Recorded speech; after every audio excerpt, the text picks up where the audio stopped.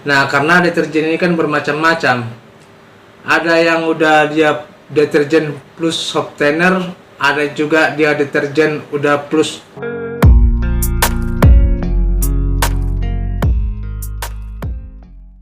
Halo sobat, berjumpa lagi di channel saya, yaitu channel tentang membahas tutorial usaha laundry.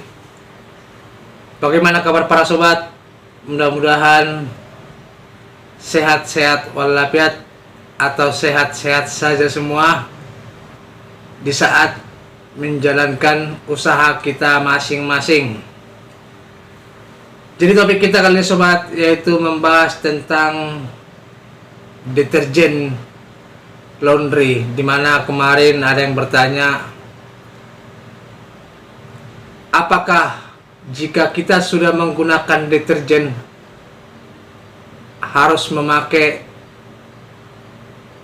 apakah kita harus memakai softener lagi? Nah, itulah pertanyaannya. Nah, sebenarnya sobat, deterjen ini kan bermacam-macam. Nah, jadi maksud saya gini, kalau istilahnya kita sudah menggunakan deterjen, apakah kita harus menggunakan softener? Nah, kalau jawabannya itu tergantung deterjennya. Nah, karena deterjen ini kan bermacam-macam. Ada yang udah dia deterjen plus softener, ada juga dia deterjen udah plus lengkap dengan pewanginya, ada juga deterjen buatan sendiri, dan ada juga deterjen istilahnya khusus penghilang noda. Nah, jadi makanya saya bilang tadi deterjen ini bermacam-macam. Nah, jadi kalau seandainya seperti saya kan menggunakan dulu udah pernah juga saya bikin ini, saya sering menggunakan hanya dua produk deterjen, yaitu Rinsomatic dan Attack.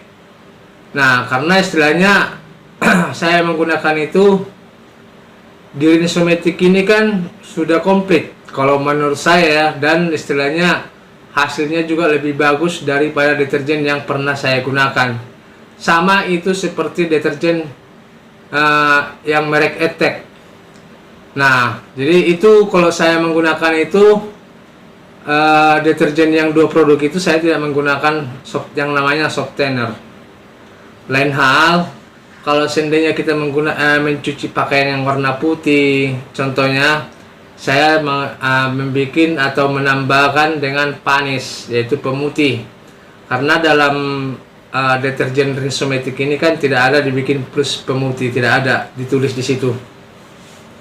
Nah, itu untuk pakaian yang putih ya. Kalau seandainya istilahnya dia berwarna, saya menggunakan Baiklin pewarna. Nah, jadi kira-kira seperti itu sobat. Jadi kalau seandainya deterjen buatan sendiri itu kan itu tergantung pembuatnya.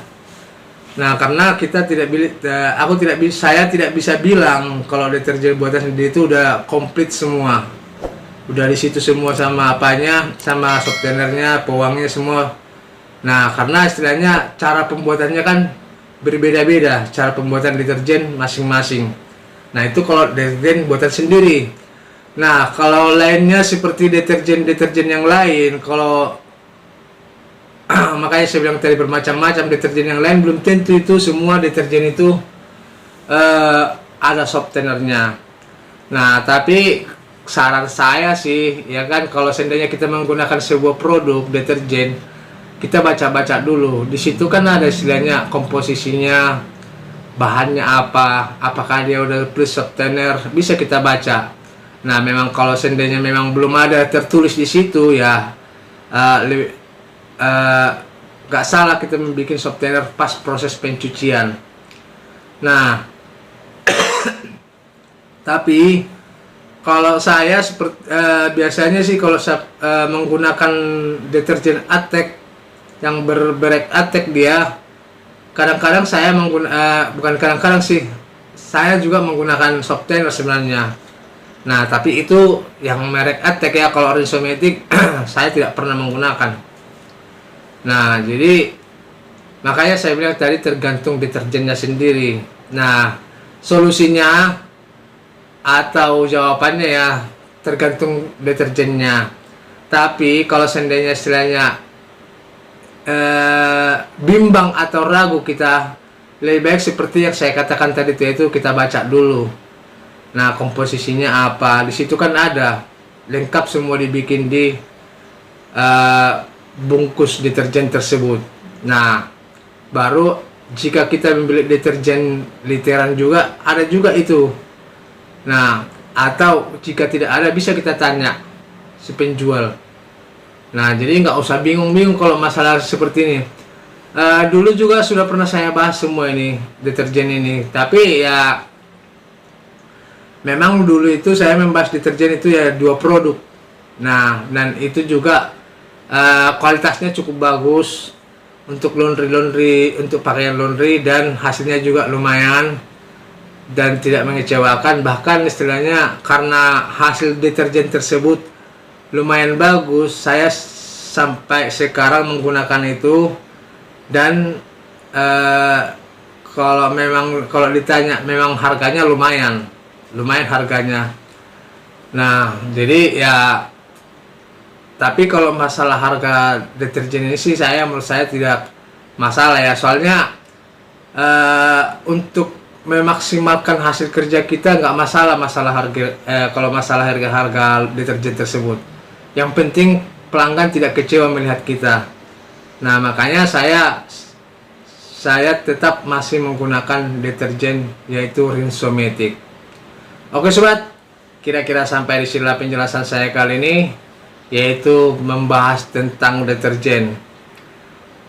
Jangan lupa subscribe, ketik tanda lonceng supaya tidak ketinggalan video-video saya berikutnya. Terima kasih dan sampai jumpa kembali.